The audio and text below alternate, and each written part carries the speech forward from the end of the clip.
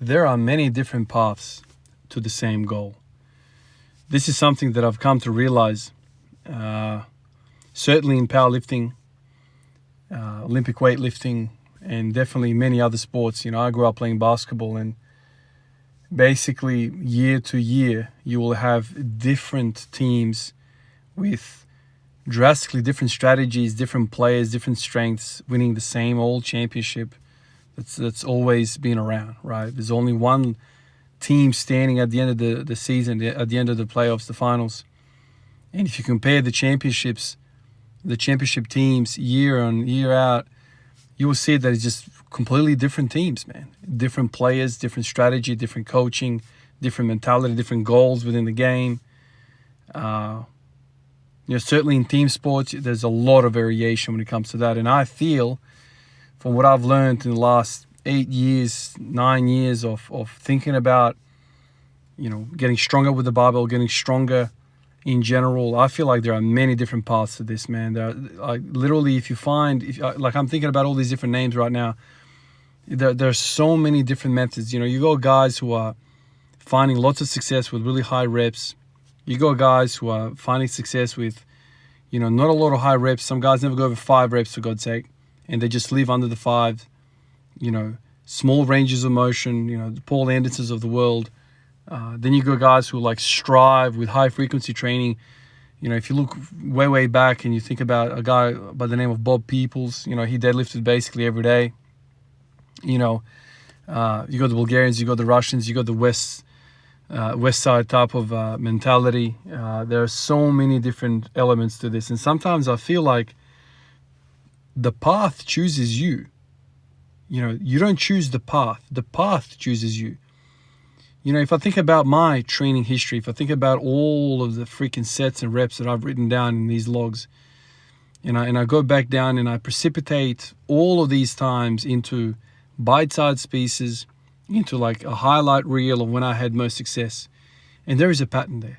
There is a pattern. And as much as I might not like that pattern, or whatever the case might be, and different diagnoses that I formed in those periods, the faulty, thought patterns that I formed, concluded, hypotheses. There's so many different things that I look back now and I read through the journal of a given time, and I'm like, man, I saw success there, but I didn't think, I didn't realize what the driving force behind that period was. But if I go back, you'll see patterns. Man, pin squats, man. Pin squats brought the best squatting period of my life. It was something incredible. At the time, I didn't realize what was going on. I remember when I was uploading those videos, a lot of you guys were saying, no, it's not the pin squats. It's the fact that you're on annual leave, you're sleeping better, you're eating better. I kind of believe that, but then every single time I've kind of gone back to pin squats, I've had success again. Sometimes, the path chooses you. It's literally, whatever the pin squats are doing to me, it is a positive. There's something to be said about range of motion. I have been stuck in this mentality for such a long time, and for a long time, I didn't want to believe it. I hated the idea of sumos. I hated the idea of lack of range of motion. I hated the idea of gear and all these other things that people use in lifting. But I think all of these things have a spot, have a place. And when you start to think freely, without any biases, when you think about if you can, somehow trying to remove from these pillars of your beliefs, it's really hard. It's really confronting because, we all walk around with a certain, belief system. And for you to kind of start walking around with no belief system, who are you, man? But sometimes you have to put the guard down. You have to invite new ideas. You have to open up. I love ATG squatting. You need to understand, when I first saw this sport, when I saw people squat ATG, I was amazed. And in my mind, I was like, oh, how do I do that? And, I started reading and watching and blah, blah, blah. And then learned about the Bulgarian system, Ivan Abajev. And I was like, wow, man, this guy has super high specificity, high frequency. That makes sense. I'll just squat ATG all the time, narrow, exactly how I want it. I remember at the start, I was thinking to myself, I don't want to deviate even a millimeter from that stance. It has to be always perfect. I believed super high specificity would lead to really strength in that specific movement pattern that I want. And then over time, I started realizing that, mostly through Westside, that there are, even though the squat is a very holistic movement, there are so many things that you miss out when you are only doing one thing. And even if that one thing is like this best exercise of all time, it still misses a lot. And those misses, those weaknesses that are forming, start to halt the momentum, start to, make it more difficult for you to progress. And I used to find that so confronting, like, man, I don't want to do this other shit. I don't want to do sumos. I don't want to do wide stance squats. That is not what I enjoy. That is not what I want to do. When I think back about my basketball career as a junior, I had a weakness in my left hand, man. Like I was not confident going left. I was not confident passing with my left, bounce passing, chest passing, whatever the case might be. Like my options were always 50% off because the left side of me wasn't dominant. I was quick, but I never beat anybody to the left. If I did, it was always a kick out. I would drive, like, not to the rim. I would drive kind of to the side and try to draw, defend and kick it out. But then obviously as you kind of get, higher and higher levels of basketball, people start to read you. Man, every time you go left, you ain't going to the hoop. So people then start playing your pass. They start jumping on the passing lane. Because they know you're not going to go for a layup, man. They know you're not going to go for a scoop shot. They know you're not going to hit that shot. So if you're not going to go for it, man, I'm just going to play the thing that I reckon you're going to do. And then you start getting suffocated because people start to read you. You're not a threat anymore. Why the hell would I want to guard you really tightly and prevent you from going from the rim when I know you're not a threat? You're not a threat. And how the hell can you assist and draw a second defender when you are not a threat? These are some of the thoughts that I start to kind of have, and I start getting reminded about my stubborn thinking, no, I'm going to be so freaking good going right that everyone's going to be like, damn, I can't beat this guy.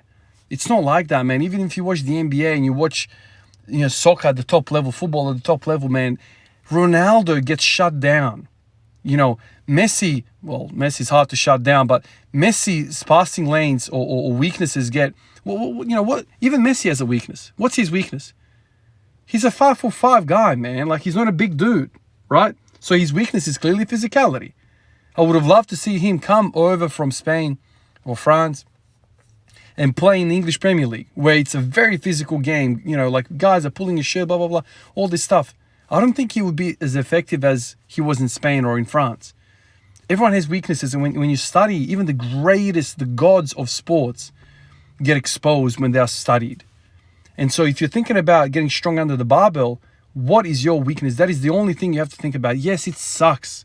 And I hate doing partials, and I hate doing this, that, the other. I feel weird putting 250 freaking kilos on the bar on a pin squat that I'm moving like,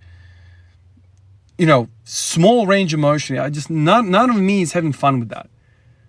But the effects are clear to me. There is nothing like heavy ass weight on your spine. You can't mimic that activation of your core, of everything that's involved. You can't mimic that with a plank or a crunch or a leg raise or whatever the case might be. You can't mimic that activation of having 250 kilos on your back. My max is 210, man, 212. This is 250 on my spine. I'm standing there. It is different, man. Like, right now, I'm feeling my ankles. You understand? Like, my ankles are feeling some type of way because I had 250 kilos on me and I was going up and down through the range of motion, because I don't do that usually. I don't take my ankle through a dorsiflexion, whatever the hell the degree of that is. It never moves through space, through that range of motion with that much weight on top of the body, man. So my ankle's now feeling weird, right? My lats are feeling weird. You know, I told you guys once, I pulled a rhomboid by doing a 300 kilo super high pin squat. I pulled a rhomboid when I was putting that thing down. A rhomboid, man. What the hell is that? What's a rhomboid being activated in a freaking squat?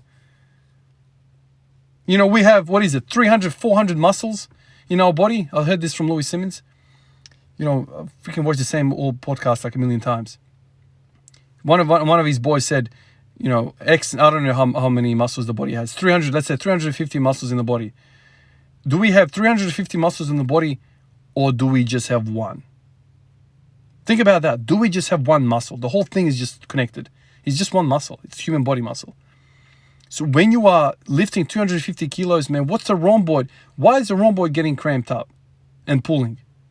Who knows, man? Try and work out the freaking thing that's going on there. Work out the fiber that's responsible. What the hell is going on there? Heavy ass weight is something else, man.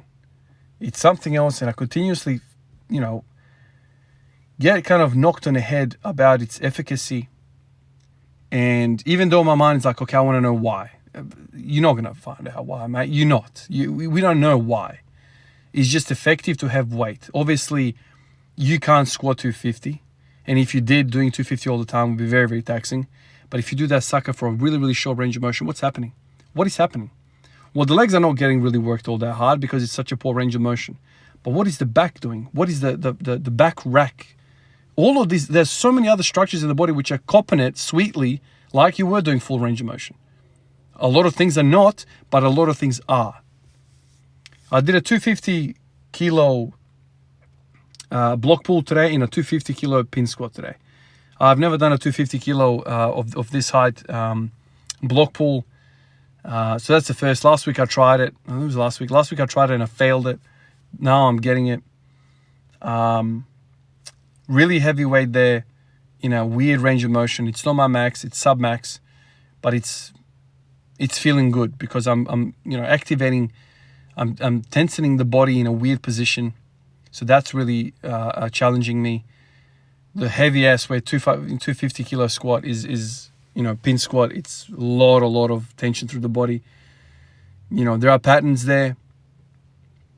That path has chosen me. You know, and whether I like it or not, the effects are there. And I don't know. History speaks for itself. You can ignore the history of the log. You can, you know, ignore the lessons. But if I start to get all of these things that I have had success with and roll them all into one period, you know, think about it. What I have to think the top of my head. Pin squats, high rep squats, Hindu squats, lots and lots of pulling. You pick whatever the hell you want to do. Lots of pulling. Those have kind of been the fundamentals. Every single time these guys have been in the game, I felt good and I've progressed and my body felt good. So the path is that. I didn't say these are my favorite lifts. This is what I want to do. History is telling me to do this. The path is choosing me. This is what I need to do. I'm not picking it because I love this. You know, it's irrelevant what I love. I love ATG squats, and I wish doing 180 for one every single day would produce a 250 kilo squat. I can confidently say that is not the case. I can't do what I love and progress. I need to look into these other avenues. Those are the lessons that I'm learning, and maybe somebody else is going to have success doing something else. A 5x5, all the way from starting their career, a beginner, all the way to the world record. Somebody is out there doing that. 5x5. For me, it doesn't work. Try a whole bunch of things, see what works, and stick with it. Stick with it. Obviously, there's going to be a lot of trial and error. You're going to waste a lot of time with unsuccessful attempts or erroring, but that's all part of the game. Anyway, guys, appreciate all of you guys. I'll catch you guys in the next one. Peace out.